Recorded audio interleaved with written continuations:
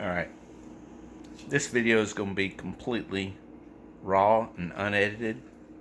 I don't need any bullet points because I know exactly what I want to say. It's a little bit from the heart. Alright, I can definitely talk and talk and talk. And I can give it from my soul and tell you exactly what I think and I know.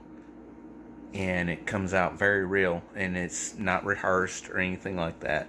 This is just completely from the hip and from the heart. Okay, I don't, and I know better not to speak about politics or personal issues or anything of that nature. YouTube is about entertainment. As I was told by a great friend of mine, it's about a mirror. You want your audience to enjoy what they see as much as you enjoy doing it. It's a reflection. Okay. But there's just some things in life you just kind of want to just open up about. And some of it's about, like, we're looking to endeavor in starting a business. And it's kind of an obstacle in life that it takes a lot of challenge, a lot of hard work, a lot of dedication, and some of this can be a testament to others that have done it and others that are going to do it. And it may be stuff that can help people that want to further, and they're all also wanting to explore an avenue. But I got to give it a little backstory. I'm not political. I do not like the way this country's going, and I don't really get involved in logistics of it and my opinions of it, because those are my opinions. That's me.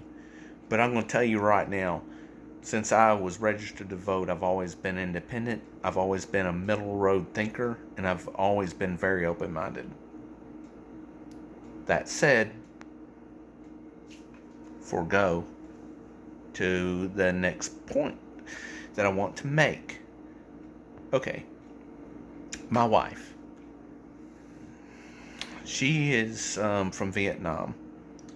She is born and raised in Vietnam, but she is not of Vietnamese blood. She is, her father is from Thailand, so she's Thai, and her mother is from China, so she's Chinese, so she's mixed, but she's born and raised in Vietnam, so her culture is Vietnamese.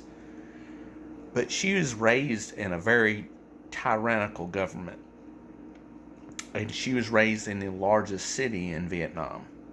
So she's a city girl. She's never been raised in the country. What you see in these movies and the bush and stuff like that, it's not where she's from. Okay, she's raised in the very largest city in Vietnam, which used to be Saigon. Okay, it's no longer Saigon. But let me get back to the subject matter. She came here 11, almost 12 years ago, on her own, left her family, which she loves with all her heart. She was first going to go to Australia, but she was denied the visa to Australia. She really wanted to go there, and I don't blame her, because it's an awesome country, other than the things that want to eat you. Yeah, Johnny from Australia. I've been doing that since high school, and yeah, know a little bit about it. But if you've seen any of my older videos and stuff like that, you've seen I did the character Johnny from Australia, and that's no reflection to Bree and my friend Johnny. That's no relation to that. Great people. That was something I did 25, almost 30 years ago. I acted as a foreign exchange student from Australia, and we got free meals because I did the outer region Australia accent to their belief anyway, well enough to where they thought I was actually a foreign exchange student from the countryside of Australia. Walkabout. But anyways, good, eh? But going back onto that, She has come from a tyrannical government. She knows what it's like. And if you ask 98% of the Vietnamese in the Vietnamese culture, because we know a lot of them, she comes from Houston, all right, and she has been a citizen for what, almost 7, 8 years now. And me and her have known each other going on 3 years now. Okay, so she's done all that. She's learned a new language. She has left a country that she loved and a family that she's loved to pursue another avenue in life, and she has actually done it. That is courage. She came here knowing virtually no one and had no help. She came here on a visa for college, and she has made it. So I have high respect for that. Now, people that come here for marriage and not true love and stuff like that, I mean, you get here the way you get here. But the point is, you're not illegal, and you worked hard for it, and you know tyranny. You know true tyranny in the world, and you don't disrespect your country you live in that's giving you these freedoms. And she is a true testament to that. Now, I'm going to get off of that. I'm not going to go deep into that because I can go on and on about that kind of stuff. But I'm going to tell you something. We want to start this business, okay? This YouTube stuff's very, very fun. I love it. I love doing that. And if it takes off, that's great. But my job that I work for, I lost my job due to COVID. The company closed down. And the amount of money that I need in this area, there's so many people out of work that they're paying half of what I normally make for what my skill set is. So it's ultimately left us moving to Texas. So we're fixing to. I'm not going to sell this house. I'm going to keep this house. But we're probably going to move to Texas and start up our own business. And she is literally one of the best around. In this area, people are going to hate to see her go because there is no match for it.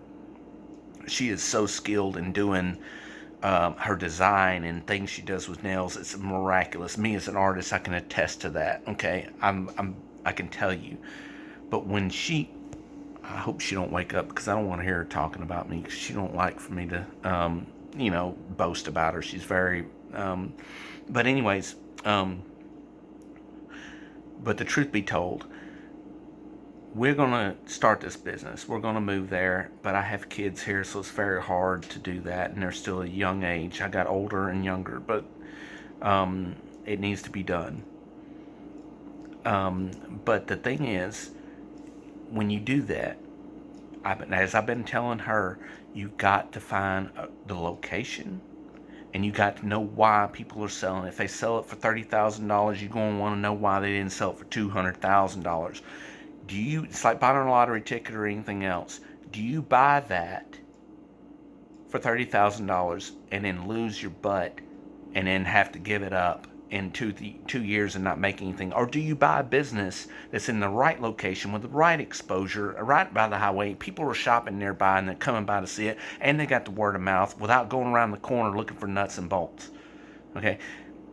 Or do you spend $200,000 on a business and then become a millionaire in 5 to 10 years? What do you think about that? I almost say you spend more to gain more, instead of spending less and taking a risk. But we're going to go to Houston in a couple of weeks again, as we have already a few times. We're going to look at some more businesses for sale. But I'm on the fence. Do we spend a great deal of money on a business and know that we're going to have the profit? Because we all know it ain't initially about your talents. It's about exposure, just like this YouTube is. It's about exposure, about getting known, about getting the word out there, about word of mouth. Because if I'm working on a car and I need a nut or bolt that day, I'm not going to go around town looking for a nut or bolt and looking behind stores. I'm going to look, oh, there's Lowe's, there's Home Depot. Let me go see what they got right then. But if I need it in a week or two, I'm going to order it offline. Well, it's the same way with anything a consumer is looking for. They're not going to go looking on a Sunday afternoon. They want to get their nails done and they go to Target and they need to get their shopping done. They're not going to go behind, because we've seen great shops with great potential, but they're behind and they're secluded behind stuff and they're not exposed to the open market. So it's word of mouth for one, where it's been, and then you showcase your talents and show them, hey, you can come back here because we got you. And then they go tell, hey, look, I just went to this shop. They did it at a decent price, and they did a much better. This woman is extremely talented. She does design and everything these other shops don't do. Exactly what I wanted. So they tell their friends, and then their friends call up and say, hey, so do you do a billboard? Do you do a commercial? Get your name out there like they do. And then say, hey, I saw your, where are you located again? I'm going to come over there and see you. It's stuff like that. But it's just we got a lot we got going on these days. You know, this COVID thing has totally turned our lives upside down, and we're gonna make it, and we're gonna make it big, and it's up to us. And love y'all. All right.